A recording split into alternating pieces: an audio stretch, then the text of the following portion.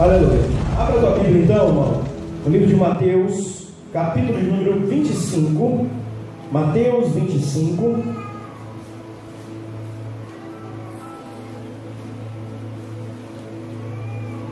E eu quero ler com você a partir do verso 14. 25. Isso, 25, 14. Nós vamos ler alguns versículos aí, você acompanha.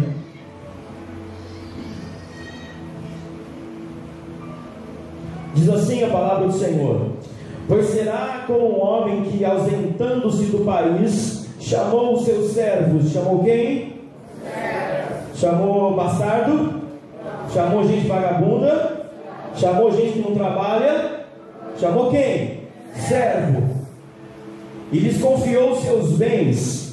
A um ele deu 5 talentos, e a outro 2, e a outro 1 talento, a cada um segundo a sua própria capacidade. Então partiu.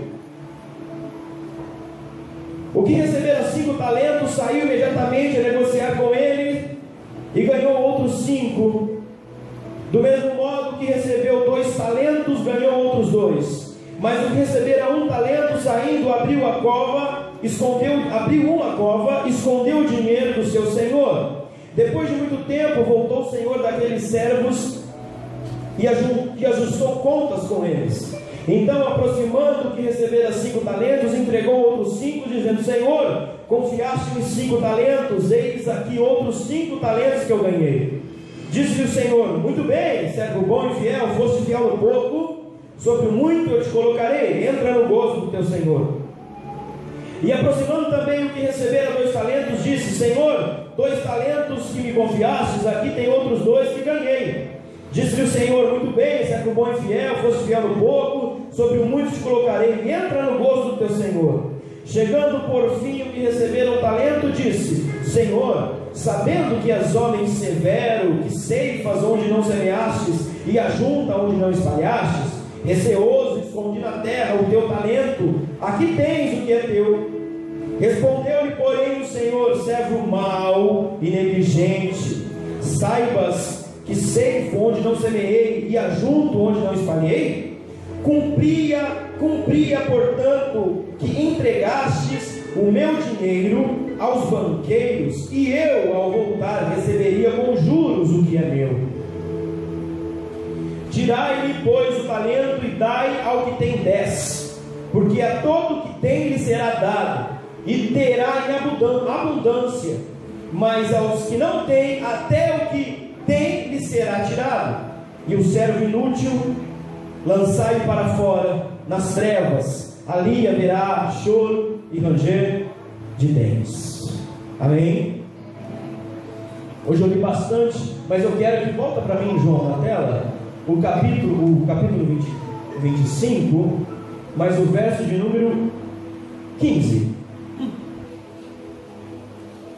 Olha o verso de número 15, o que diz.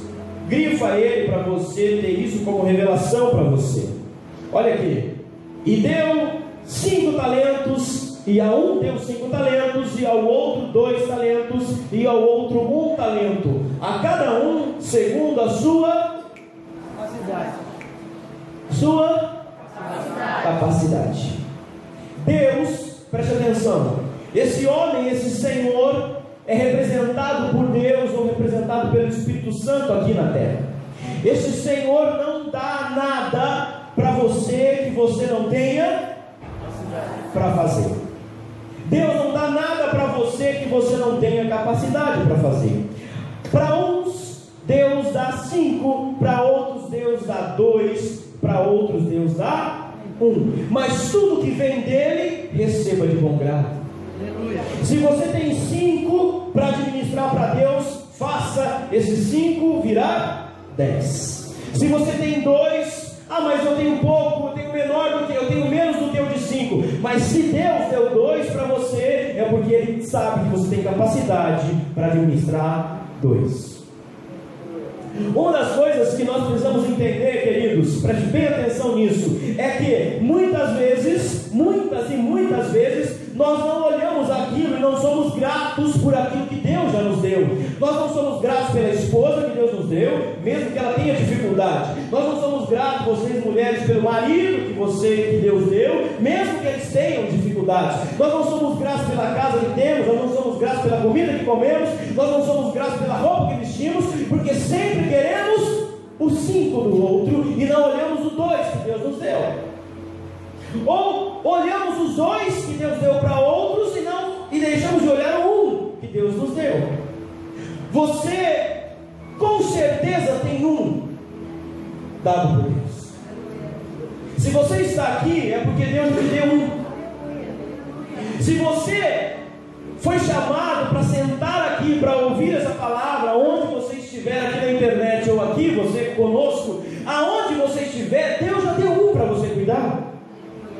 Deus já confiou algo na sua mão para você administrar. Mas o que é que você está fazendo com esse um?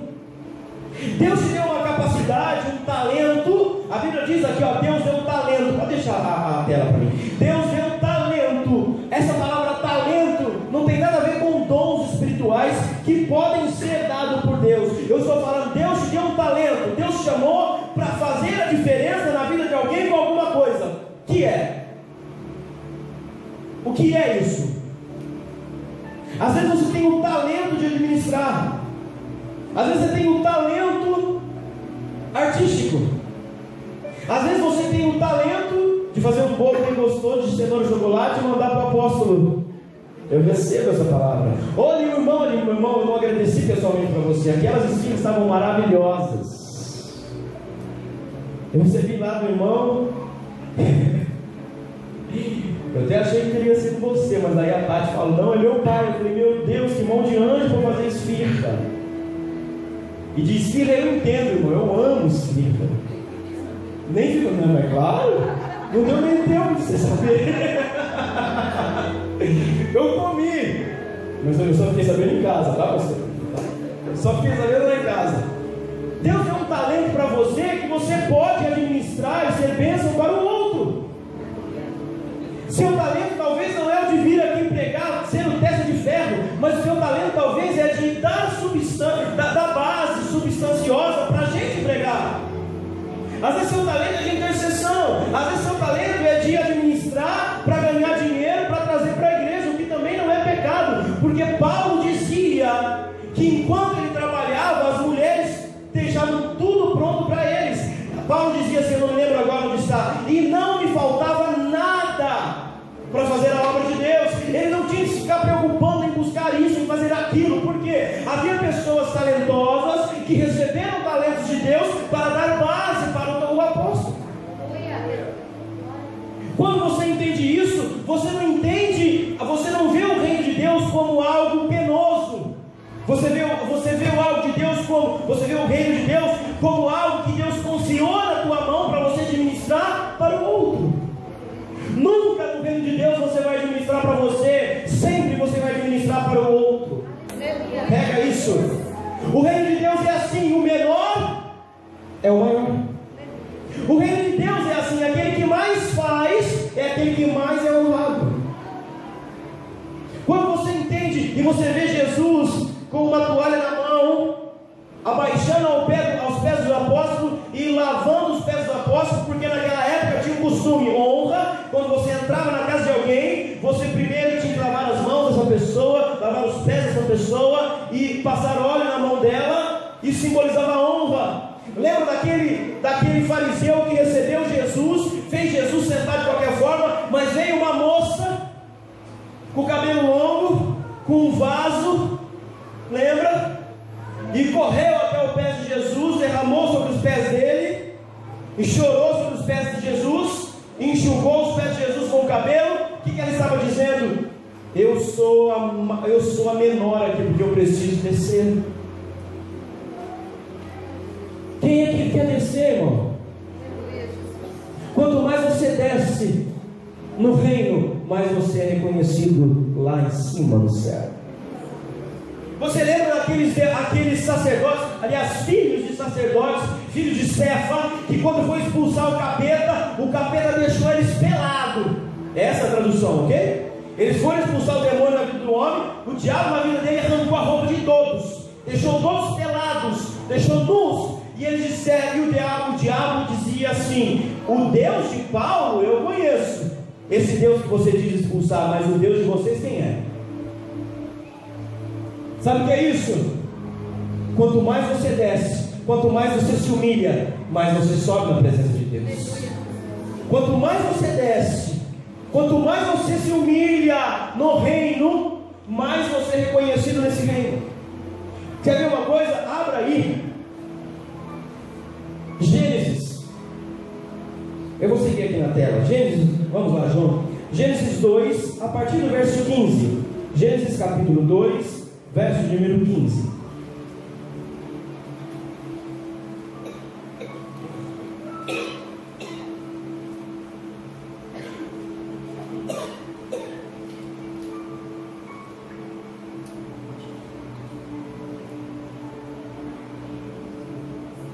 Olha só o que diz a palavra. E tomou o Senhor Deus, está falando de Adão e Eva. E tomou o Senhor Deus, esse Senhor aí na sua Bíblia, se está grande ou aqui na tela, é Iavé, ok? A tradução literal. E tomou o Senhor Iavé, o homem, foi os anjos, irmão. Então decore isso, foi o homem. Na onde? No jardim do Éden. Deus tomou o homem. Que homem existia? Adão e Eva. Deus tomou o homem e pôs no jardim do Éden para lavrar. E o que? Lavrar e guardar. Repete isso: lavrar e guardar. Quem está com a versão cultivar ou guardar? Tem versão cultivar aí? É a mesma expressão. Lavrar e cultivar é a mesma expressão. Qual é o papel de Adão e Eva no jardim do Éden? É trabalhar? Não, é cultivar e guardar. Sabe o que Deus te deu como talento? Se é 1, é 2, é 5 ou é mais, Ele te colocou uma responsabilidade: cultivar e guardar. Você está cultivando, lavrando e guardando os talentos que Deus deu para você? Ou você está deixando as raposinhas entrarem e roubarem aquilo que Deus tem te dado? Homens, o que Deus fez para vocês, Deus não fez vocês terem as esposas de vocês como uma escrava. Deus fez as esposas como coajutoras para você cultivar e guardar.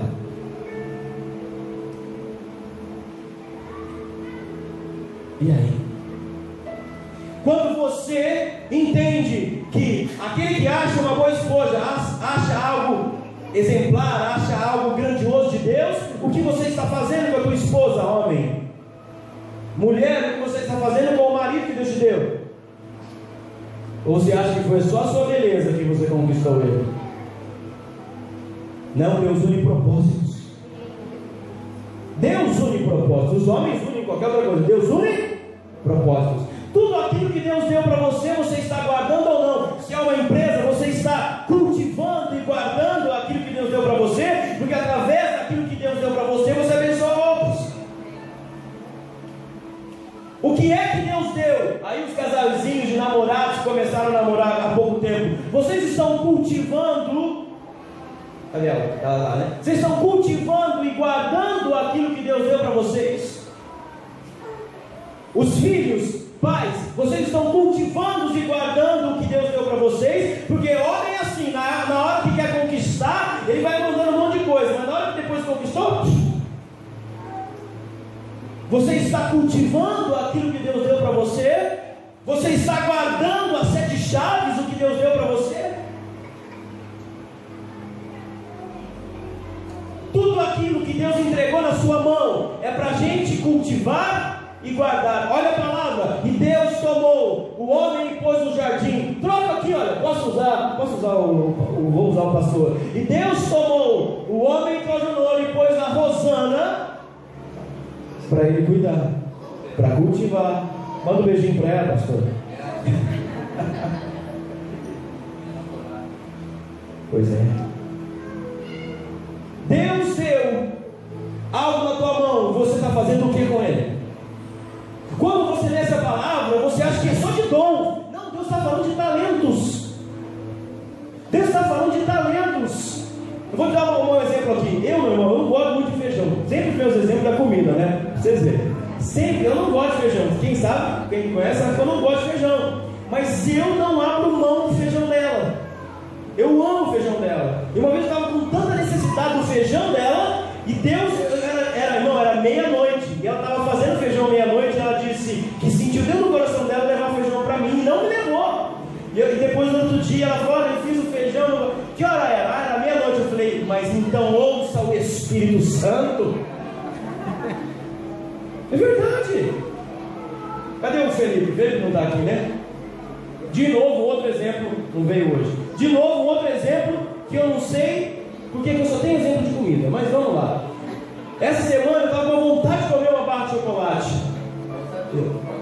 Eu estava com uma vontade de comer barra de chocolate. Aí o Felipe chegou aqui na sexta-feira e disse: apóstolo, chegou para mim e para o pastor Vitor: eu comprei uma barra de chocolate para vocês. Eu falei: meu Deus do céu, irmão, uma barra de chocolate, glória a Deus. Eu tinha lá R$5 para comprar uma barra de chocolate, mas Deus quer te surpreender nas pequenas coisas. E aí ele trouxe 3 barras de chocolate.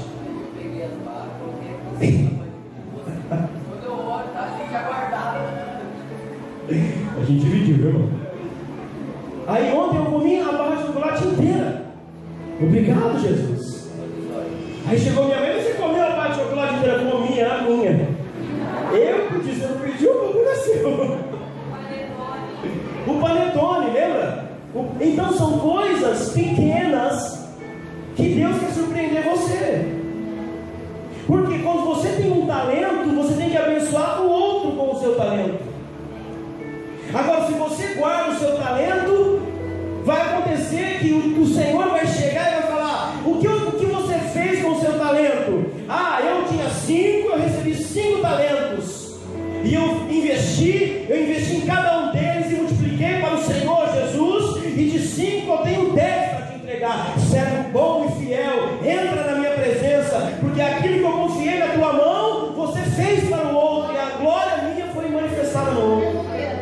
Da mesma forma chegou o outro, que não é porque só recebeu 2, não tinha a mesma responsabilidade. A gente confunde, presta atenção, a gente confunde responsabilidade com quantidade de Deus muitas vezes. Se Deus deu 2 para aquele, ele foi lá e investiu, entregou mais 2 para o Senhor. Só que tinha um inútil, que dizia: se ele me deu, eu não posso dividir com ninguém. Presta atenção numa coisa: sabe quem são esses dentro da igreja? O dono é meu, eu oro. Já viu gente assim? Eu faço. É esse servo inútil, é eu que posso, a unção é só minha. Não, irmão, eu aprendi que eu tenho que ser igual aos 10, igual aquele que entregou 10. Eu tenho 5, toma aí mais.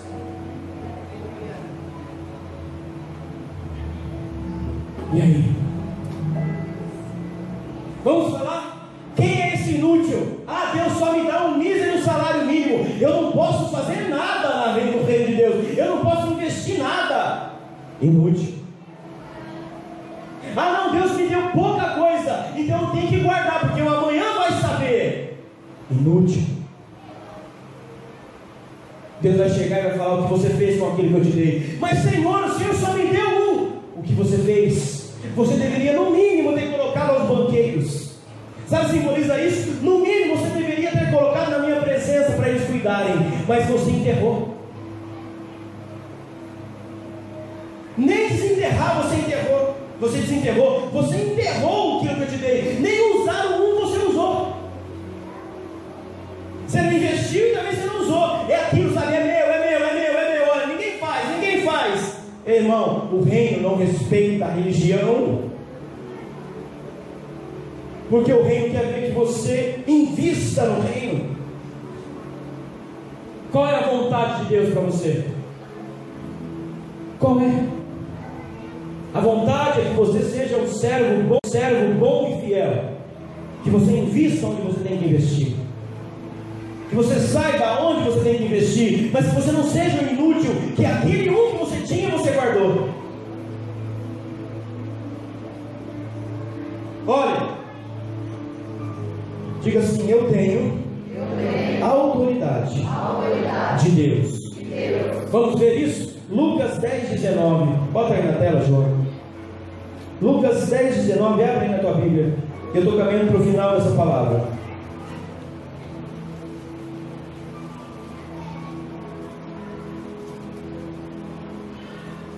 Lucas 10:19. Alguns sabem de cor. Eis que vos dou o quê? Poder. Eis que vos dou poder para pisar em serpentes e escorpiões e toda a força do inimigo, e nada vos fará dano algum. Sabe qual é a fonte do poder? O poder é uma palavra que vem do grego dunamis. Dunamis surgiu a palavra dinamite. E dinamite destrói alguma coisa. Dunamis, dinamite, é aí que vem a palavra poder. Agora, você leu aqui: e eis que vos dou poder para pisar em serpentes e escorpiões. Agora vai em Atos, para você entender o que eu quero dizer. Atos, capítulo número 1. Atos 1. Atos dos Apóstolos, capítulo número 1, verso de número, deixa eu achar aqui, 7. Diz assim a palavra do Senhor: respondeu-lhe, vamos ler o 6 para você entender o contexto. Então os que estavam reunidos lhe perguntaram: Senhor, será este tempo em que restaures o reino de Israel? Respondeu-lhe Jesus: não vos compete conhecer tempos ou épocas que o Pai reservou pela sua exclusiva. Quem está na Bíblia com a sua exclusiva autoridade? Quem tem essa versão? Olha aqui a versão da tela: que o Pai estabeleceu pelo seu próprio poder. Escute o que eu vou dizer agora, grava isso no teu espírito. A fonte de toda a fonte do poder de Deus é a autoridade conferida dele para você. Você está entendendo o que está aqui? A fonte do poder, a fonte que vem e destrói como uma dinamite, é a autoridade de Deus na tua vida. Que medo é então você que tem para não usar os talentos que Deus te deu? Ou para enterrar os talentos que Deus te deu? Eu estou conseguindo ser claro? Eu estou te mostrando que a fonte do poder, a manifestação do poder, aquilo que vai destronar o diabo e as artimanhas do diabo na sua vida, está escondido na onde? Na autoridade dele. Mas para que a autoridade dele se manifeste, até isso, para que a autoridade dele se manifeste em você, você primeiro precisa conhecê-lo. Você primeiro precisa ter a autoridade delegada. O que é a autoridade delegada? O que os discípulos diziam? Senhor, os discípulos estavam dizendo: quando é que o Senhor vai restaurar Israel?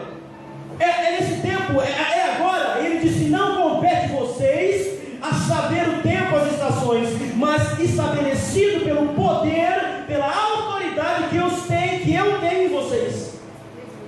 Sabe o que acontece? Nós queremos antecipar as coisas de Deus sem ter a autoridade dele. Sabe por que sua casa não mudou? Porque você não entendeu a autoridade que você tem em Deus.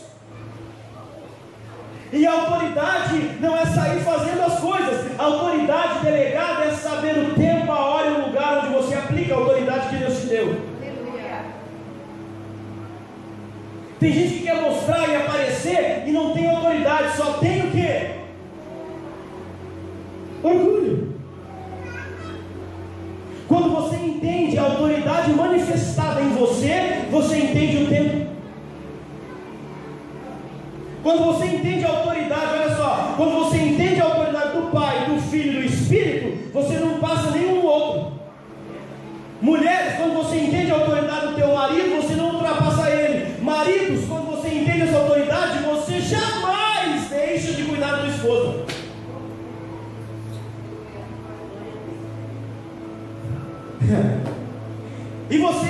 tem maridos que o marido é um crápula, aí é Deus que vai ver com eles.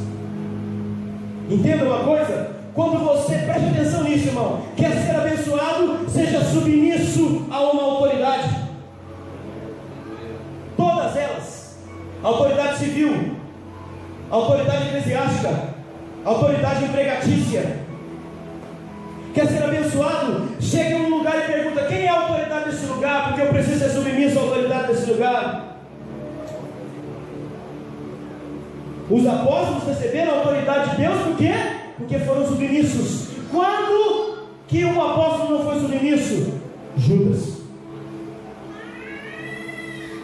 Por que Jesus entregou a autoridade deles para os apóstolos e disse: ide, fazei discípulos? Quando uma autoridade diz: olha, a minha autoridade, como autoridade eclesiástica, empregatícia, social, moral, política, ela diz: a minha autoridade está vinculada a você, aonde você for, a autoridade está lá. Sabe por que eu estou ministrando isso? Porque a manifestação da justiça, a força maior da manifestação da justiça é a autoridade de Deus estabelecida em você. Ah, mas Deus vai vir com justiça. Por quê? Porque a autoridade dele se manifestou através de você. Vou repetir para você entender.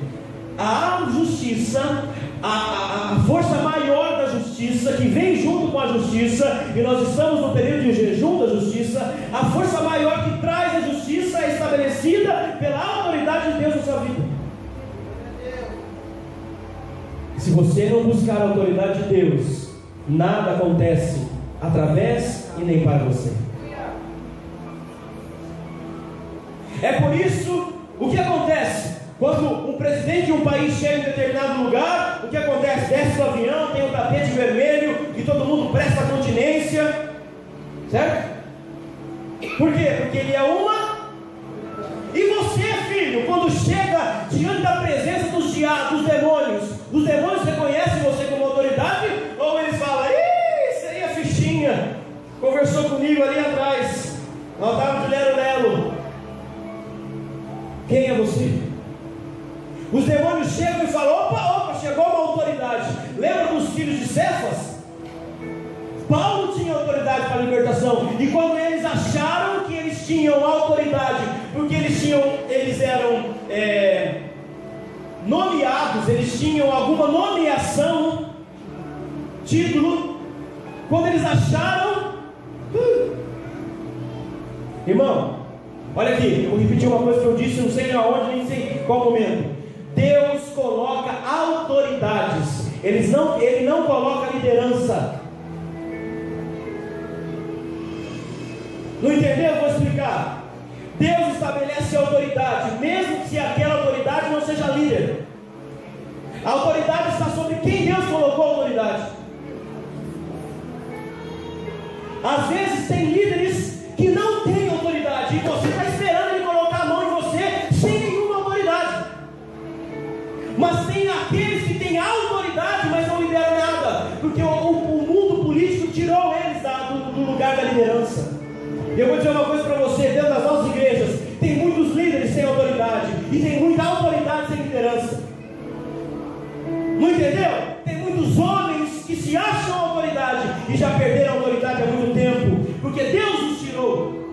Eles só continuam na liderança de um mundo político, de um mundo social, de um mundo moral, mas sumiu a autoridade deles há muito tempo.